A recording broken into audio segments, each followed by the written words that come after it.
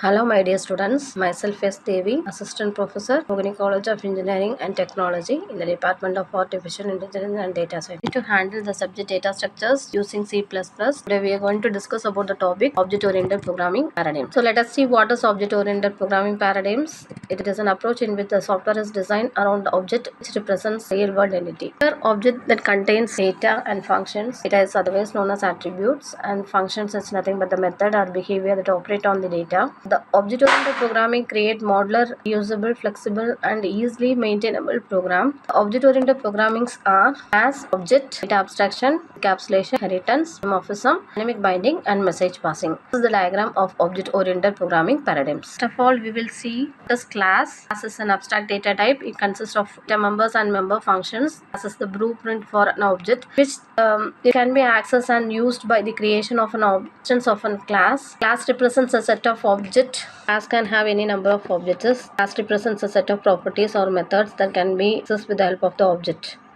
About a class, many different cars with different names and brands, but all share some features such as four wheels, separate limited. Many different cars with different names and brands, but they all share common features such as four wheels, speed limit, and mileage range. So car is the class, and wheels, speed limit, and mileage are its property. This object is a basic unit of object-oriented programming and represents the real-life entity. An object is an instance of class. When a class is defined, no memory is allocated, but when an object is created, some memory space will be allocated for the object. With the help of the object only, we can access the members of data members or member function present in the class. The object can interact with each other without knowing the internal details of each and every data or code. For example, dog is a real-life entity which has some characteristics like color, breed, bark, sleep, and etc. Data abstraction. Data abstraction is one of the most essential and important features of the object-oriented programming. Data abstraction refers to providing only essential information about the data to the outside world, hiding the background details or implementation. For example, consider a real-life example that a man driving a car. The man only knows that pressing the accelerator will increase the speed of the car or applying brakes will stop the car, but he doesn't know about how on pressing the accelerator the speed is increased, and he doesn't know how about the internal mechanism of the car or the implementation of the accelerator, brake, etc. in the car. This is known as abstraction. The fourth one is encapsulation. The wrapping up of data and function into a single unit is known as data abstraction. It is the mechanism that together code and data it's manipulate. The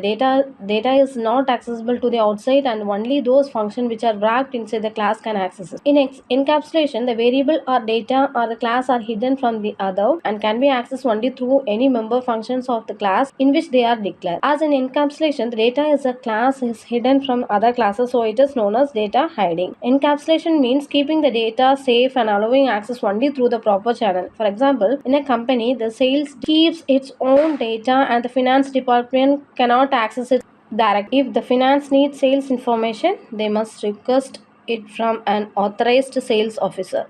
Fifth one is inheritance. Inheritance is the process by which an object of one class acquire the property of an object of another class. Deriving a new class from an existing class is known as inheritance. Here, new class is called a derived class, whereas the existing class is called base class.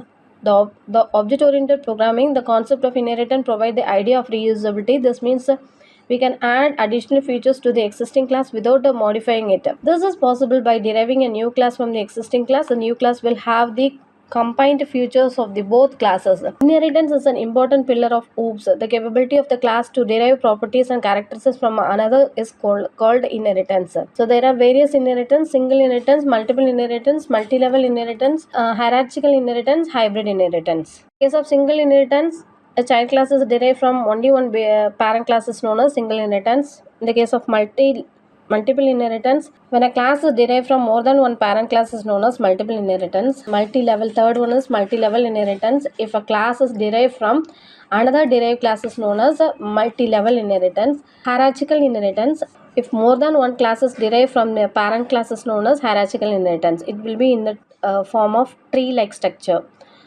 And the last one is hybrid inheritance.